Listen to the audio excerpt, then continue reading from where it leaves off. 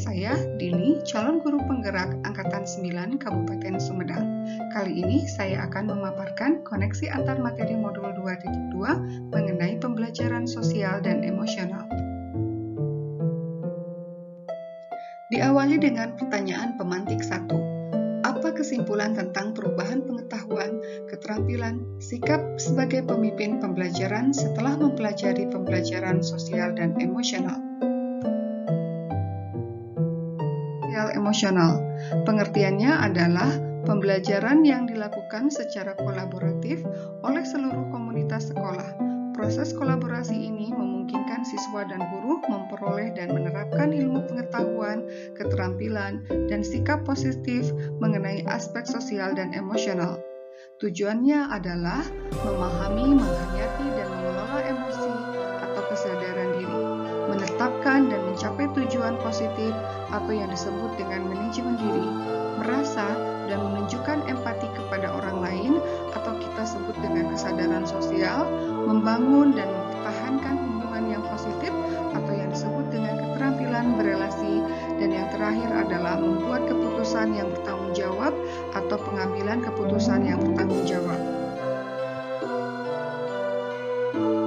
Kesadaran diri, kemampuan untuk memahami perasaan, emosi, dan nilai-nilai diri sendiri, dan bagaimana pengaruhnya terhadap perilaku diri dalam berbagai situasi dan konteks kehidupan. Hal ini dapat dilihat dari dapatkah menggabungkan identitas pribadi dan identitas sosial, kemudian mengidentifikasi kekuatan, aset diri dan budaya, mengidentifikasi emosi-emosi dalam diri, menunjukkan integritas dan kejujuran, dapat menumbuhkan perasaan, pemikiran, dan nilai-nilai, menguji dan menimbangkan prasangka bias, memupuk efikasi diri, dan memiliki pola pikir bertumbuh. Manajemen diri, kemampuan untuk mengelola emosi, pikiran, dan perilaku diri secara efektif dalam berbagai situasi dan untuk mencapai tujuan dan aspirasi. Hal ini dapat dilihat dari kemampuan mengelola emosi diri, mengidentifikasi dan menggunakan strategi-strategi pengelolaan stres, menunjukkan disiplin dan motivasi diri, merancang tujuan pribadi dan bersama, menggunakan keterampilan merancang dan mengorganisir, memperlihatkan keberanian untuk mengambil inisiatif, serta mendemonstrasikan kendali diri dan dalam kelompok. Kesadaran sosial, kemampuan untuk memahami sudut pandang dan dapat berempati dengan orang lain, termasuk mereka yang berasal dari latar belakang budaya dan konteks yang berbeda-beda.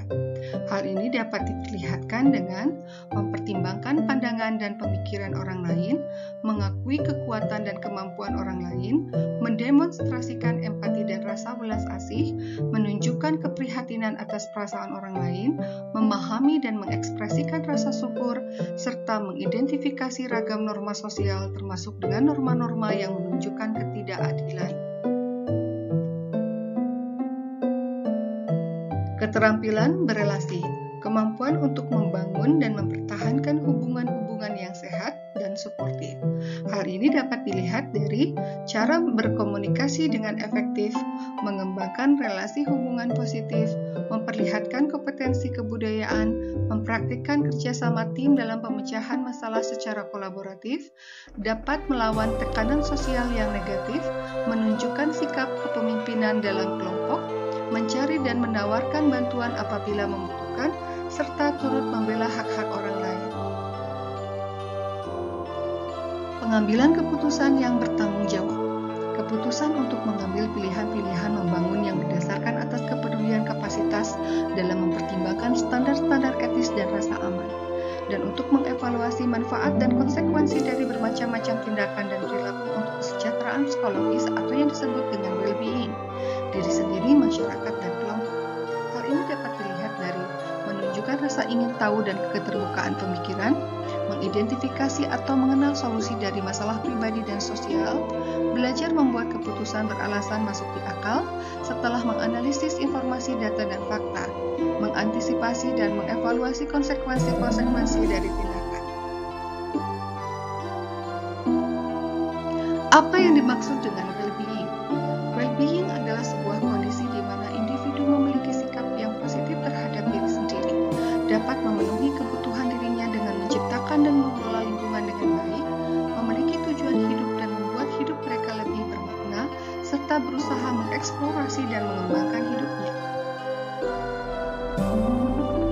disebut dengan mindfulness. Mindfulness atau kesadaran penuh yaitu perhatian, fokus, atensi yang disengaja atau yang disebut dengan purposeful attention, sekarang, present moment, rasa ingin tahu tanpa prasangka dan menghakimi, serta welas asih atau yang disebut dengan compassion. Teknik mindfulness dapat dilaksanakan dengan cara stop, yaitu mengelola kesadaran diri atau self-awareness melalui stop, berhenti, kemudian take a deep breath, tarik nafas dalam, observe, mengamati, and proceed, yaitu melanjutkan. Dengan teknik stop ini, saraf parasimpatik menenangkan tubuh dengan memperlambat detak jantung, menurunkan tekanan darah, mempertajam kekuatan otak bagian atas yang berhubungan dengan fokus, konsentrasi, dan kesadaran sehingga akan tercipta nuansa well-being. Mindfulness melalui approach yaitu problem, option, outcome, and choice. Diawali dengan problem, yaitu mengevaluasi situasi, apa harapan saya, apa yang terjadi, apa akar penyebabnya. Kemudian options, menganalisis alternatif pilihan, apa saja yang dapat dilakukan, apakah ada pilihan yang berbeda. Outcomes, mempertimbangkan konsekuensi dari masing-masing pilihan. Apakah saya mengetahui konsekuensi dari tiap pilihan? Kemudian choice. Yang terakhir, di sini akan membahas tentang apa yang dipilih, mengapa memilih itu, apakah itu keputusan pilihan yang terbaik, apakah siap menghadapi segala konsekuensinya. Dari paparan tersebut, maka dapat disimpulkan bahwa sebagai guru sangatlah perlu mempelajari materi tentang pembelajaran sosial dan emosional agar dapat memahami, menghayati, dan mengelola emosi sejak kesadaran diri, menetapkan dan mencapai tujuan positif atau pengelolaan diri, merasakan dan menunjukkan empati kepada orang lain atau yang disebut dengan kesadaran sosial, membangun dan mempertahankan hubungan yang positif atau yang disebut dengan keterampilan berelasi, dan membuat keputusan yang bertanggung jawab atau yang disebut dengan pengambilan keputusan yang bertanggung jawab. Hal tersebut sesuai dengan 5 kompetensi sosial dan emosional yang harus dimiliki. Pertanyaan pemantik yang kedua, yaitu apa kaitan pembelajaran sosial dan emosional yang telah Anda pelajari dengan modul-modul sebelumnya? Koneksi antar materi. Filosofi pemikiran KHD, PSE mengutamakan kebutuhan belajar murid. Hal ini sesuai dengan pemikiran KHD, yaitu pembelajaran yang berpihak pada murid. Tujuan utama dari PSE telah diungkapkan oleh KHD, yaitu student well-being. Visi dan budaya positif. PSE merupakan salah satu misi untuk mewujudkan visi guru penggerak. Budaya positif akan terwujud bila kesadaran diri dan sosial telah terbentuk sehingga lingkungan belajar menjadi kondusif dan meminimalisir pelanggaran nilai-nilai kebajikan keyakinan kelas. Nilai dan peran guru penggerak. PSE menurut guru untuk mengimplementasikan 5 KSE terintegrasi dalam pembelajaran reguler maupun secara eksplisit, nilai dan peran guru penggerak yang muncul berpihak pada murid, inovatif, dan menjadi pemimpin pembelajaran. Pembelajaran berdiferensiasi.